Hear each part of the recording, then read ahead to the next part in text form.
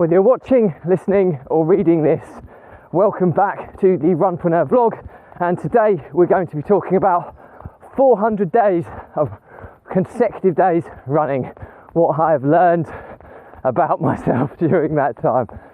Now the Runpreneur vlog is part of the Runpreneur challenge, which is our mission to raise £1 million for children's charities by run vlogging on consecutive days the distance of one lap of the world. It is a staggering 40,075 kilometres. It's going to take 11 years to accomplish, and I'm going to commit to running whilst vlogging a minimum of 5 kilometres every single day, and I'm even going to do it barefoot style. So to find out how you can support the challenge, please go to challenge.runpreneur.co and give this channel a subscribe, a like and a share, and let's get started.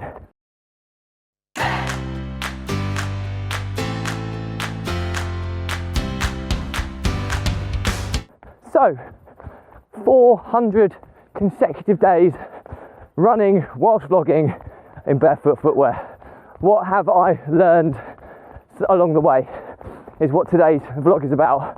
And I'm actually going to try and, generally when I do kind of reflection episodes, because obviously it's not that long ago we passed the year mark, 365 days, we're now 400 days. So what I'm going to try and do is moving forwards, it'll be every 100 consecutive days I'll kind of reflect on the previous 100, so we can kind of get some continuity in what we've done. So if I'm looking at this from 300 to 400 days as a reflection period, because I would have reflected quite a lot on the year-long anniversary, what have I learned along the way? And to be honest with you, the last 100 days, 300 is the last 3 months really. So we're in July at the moment, so we've done June, May and April. Now April to June, the weather's quite nice.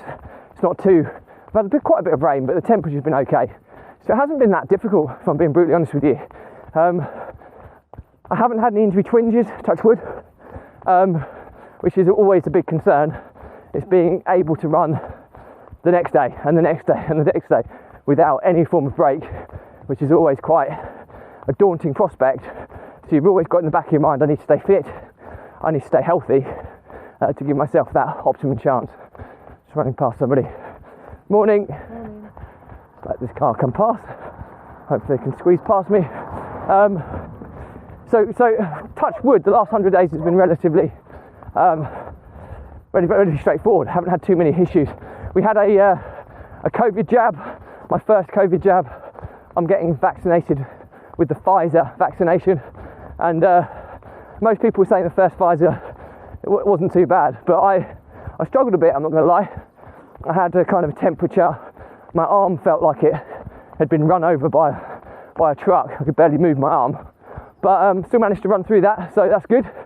I've run through hangovers as well, which is always a lovely experience. So I'm getting quite resilient to being able to get out there and get out at least a 5k done. I very seldom do I run 5k because I'm trying to finish this challenge by my 50th birthday, which is 10 years and I think it might even be 7 months away now, 10 years and 7 months away.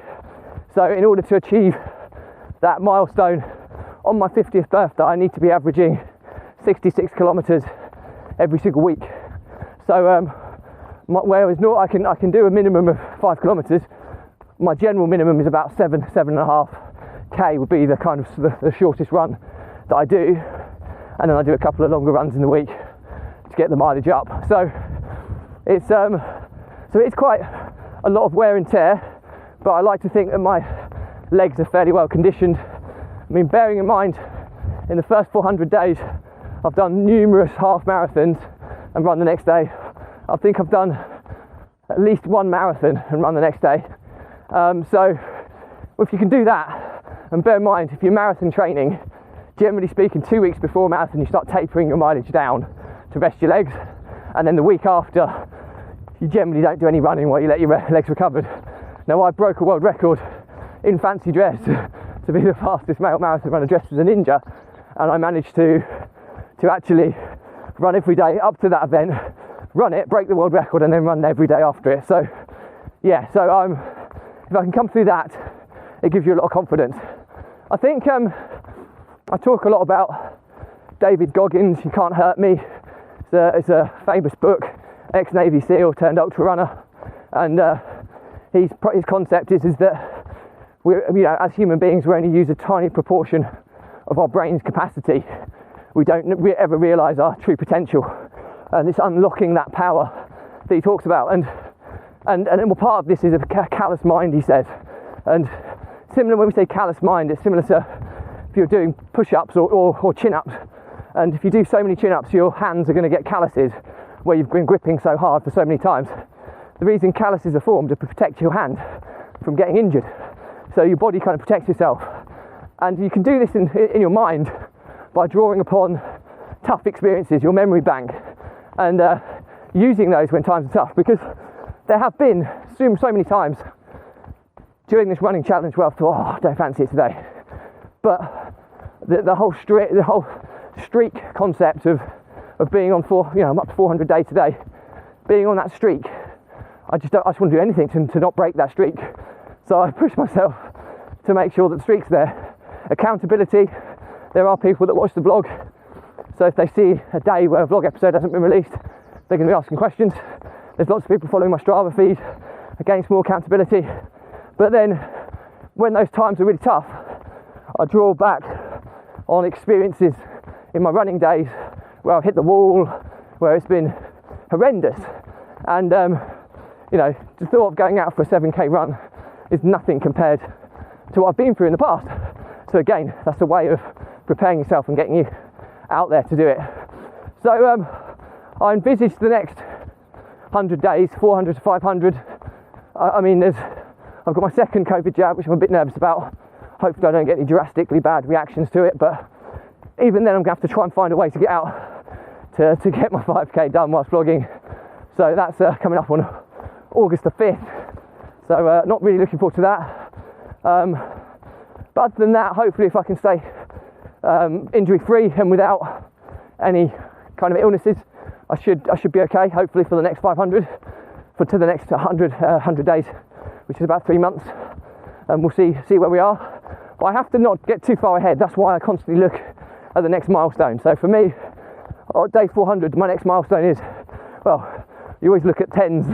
Every 10 runs is another 10, another digit moving up. It's on the higher end of the scale, and then I'm always got in the back of my mind kind of 50s and 100s as milestones that I'll be aiming for. So I'm not looking too far ahead, because 400 days straight, I'm only 8% of the way there. So I'm not even 10% of the way there. So it's a long way to go. So based on the run rate, it's going to be maybe 4.5, getting on for 4,500 days worth of consecutive running, something along that region. I have to look into the data a bit more, because I know I've upped my mileage kind of the second half of the first 200 days. I may not have been doing as much mileage as I've been doing for the second 200. So, but that's when I had a key milestone in my mind where I wanted to finish. So yeah, that's pretty much it today.